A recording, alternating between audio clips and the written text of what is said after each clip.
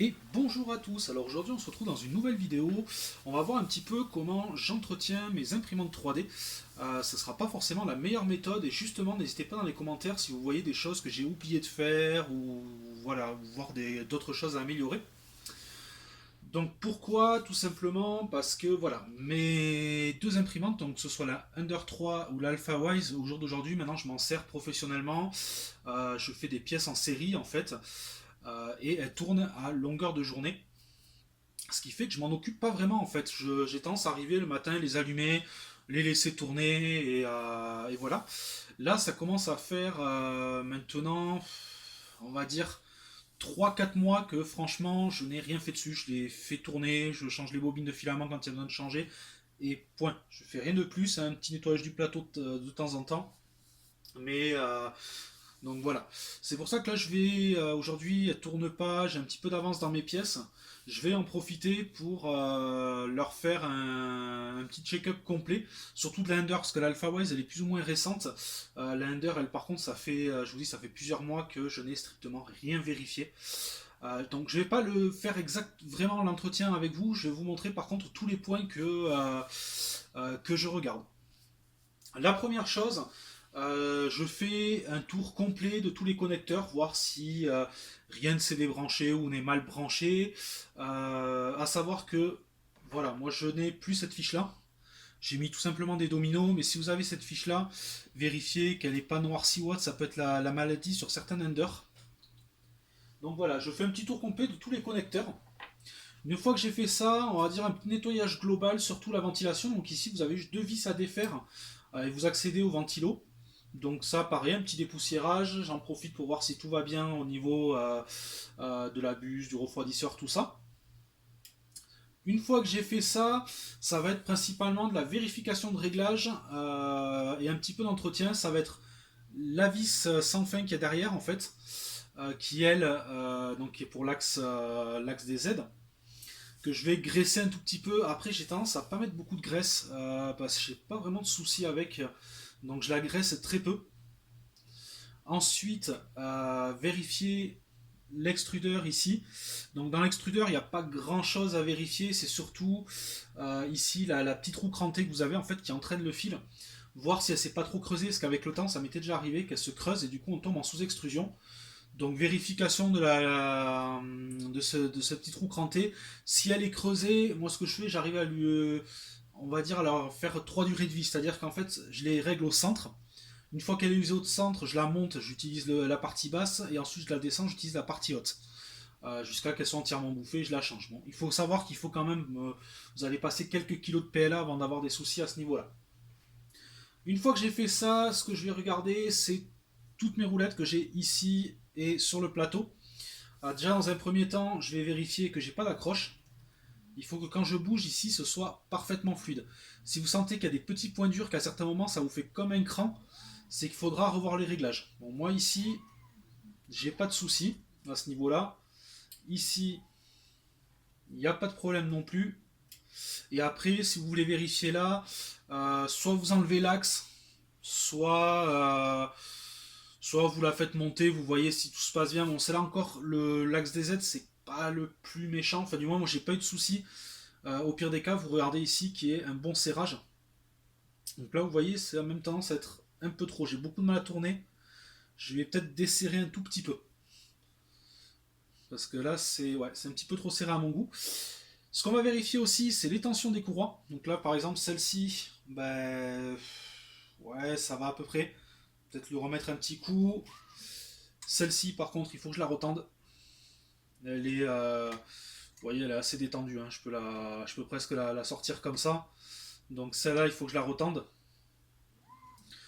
Une fois que j'aurai fait ça, j'aurai fait à peu près le tour. Un coup de nettoyage, moi je fais mon plateau avec de l'alcool à 70 tout simplement. Un petit coup de nettoyage sur le plateau, encore que ça je le fais régulièrement.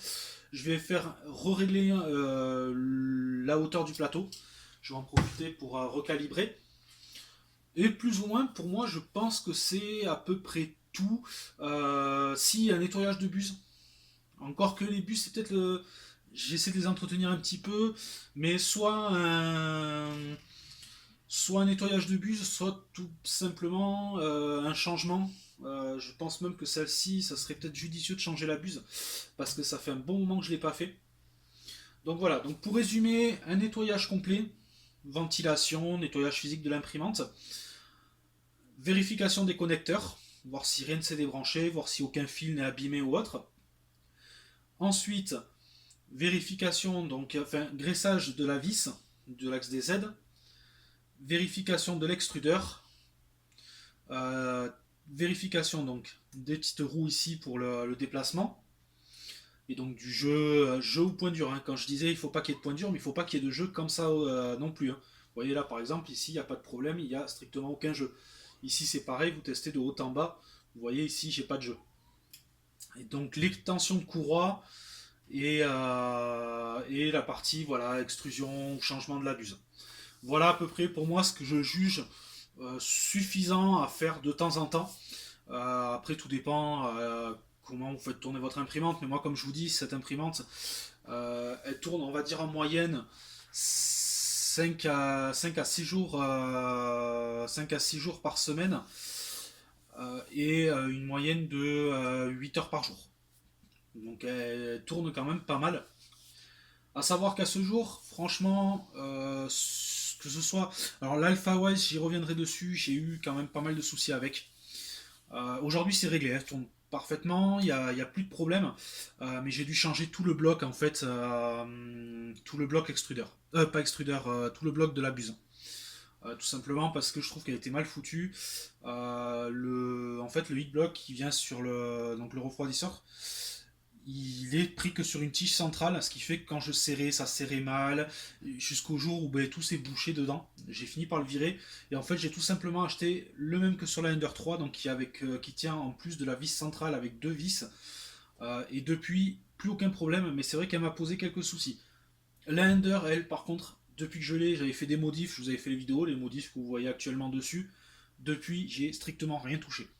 Elle fonctionne, ça va faire maintenant un peu plus d'un an que je l'ai. J'ai regardé l'autre jour, ça fait presque un an et demi que je l'ai maintenant. Et très franchement, c'est une imprimante qui est super fiable. Pour le prix, même aujourd'hui, j'arrive encore à la conseiller parce que je n'ai strictement eu aucun souci avec. J'ai fait, comme je vous dis, juste une petite roulette d'extrudeur ici. C'est la seule chose, j'en ai profité pour changer et en mettre un en alu. À part ça, franchement, tout est d'origine. J'ai changé une seule fois la buse, mais bon, après, comme. Voilà, c'est pour vous donner un ordre d'idée. Voilà, sur les dernières semaines d'impression, toutes les bobines que j'ai bouffées, quoi. Donc ça montre que c'est des imprimantes qui tournent énormément. Je fais à peu près un petit peu plus d'une bobine par semaine par imprimante. Donc elle voit un peu plus d'un kilo de PLA par semaine. Donc elle tourne quand même plutôt pas mal. Et franchement, aucun souci. Franchement, sur celle-là, tout est d'origine. Et je n'ai, pour l'instant, ça a été que de l'entretien. Là, je vais leur refaire une session d'entretien. Alors, surtout sur l'Under, l'Alpha Wise, j'ai bossé il y a encore un mois, comme je vous dis, pour changer tout le bloc extrudeur. Enfin, le bloc de bus, je vais y arriver.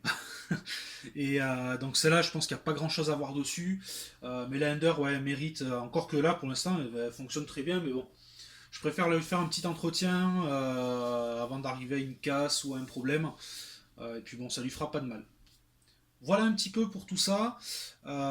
Pour l'instant, sur l'impression 3D, je vous referai peut-être, mais je ne sais pas sûr, une vidéo justement pour reparler un peu de ces deux imprimantes et vous détailler un peu les soucis que j'ai eu sur l'Alpha Wise. Ça pourra peut-être vous aider pour un petit peu la liste des choses que j'ai dû modifier, même si je vous l'avais déjà fait un peu sur une autre vidéo, mais je reviendrai peut-être dessus.